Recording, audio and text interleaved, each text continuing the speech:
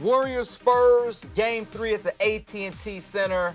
Warriors starting this thing off 10-0 so far in the playoffs. Early on, Steph Curry, 3-ball corner pocket, passes Rick Barry for the most points in Warriors franchise history in the playoffs. Manu Ginobili to David Lee. Lee would get the basket to go, but he would injure his left knee. Left this contest in a wheelchair. He would not return. Second quarter, off the missed shot, Davis Bertans throwing it down. Warriors, though, still led by 9 at the break. Third quarter, LaMarcus Aldridge from in close. Solid game from Aldridge. More from the Spurs. Jonathan Simmons knocking down the jumper. San Antonio pulls to within 3, but that's as close as they would get. Kevin Durant went crazy in the third quarter. KD, three-pointer and one. That would be a 4-point play. He scored 19 of his game-high 33 in the third quarter. KD also had 10 rebounds. Warriors roll 120-108. KD has his third 30-point, 10-rebound game in the postseason.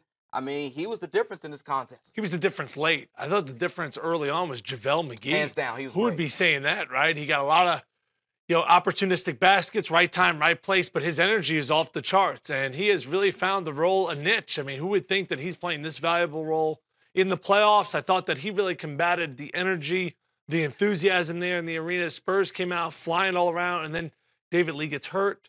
He's in the wheelchair. I think took a lot of the wind out of the sails, but they still kept making pushes, and that's where Durant comes into play, where Kevin was like, all right, cool, just give me the ball, get out of my way. No one can guard me. It just seemed like every single defender who stepped up and guarded him, there was a plethora of them. He was able to create space, either get to the basket, bury jump shots. An impressive win for Golden State. Now you feel like you're San Antonio, you got a dilemma on your hands. Game 4, Kawhi Leonard, 85%, let's say. Do you play him if you're the Spurs? I don't play him. I mean, we know this series is over. You just go ahead and look to next season. Obviously, if he wasn't healthy enough to play in Game 3, there's no need to play him in Game 4. Certainly, when you look at the Warriors' well-oiled machine, all 5 guys were in double figures. That's about as good as it gets.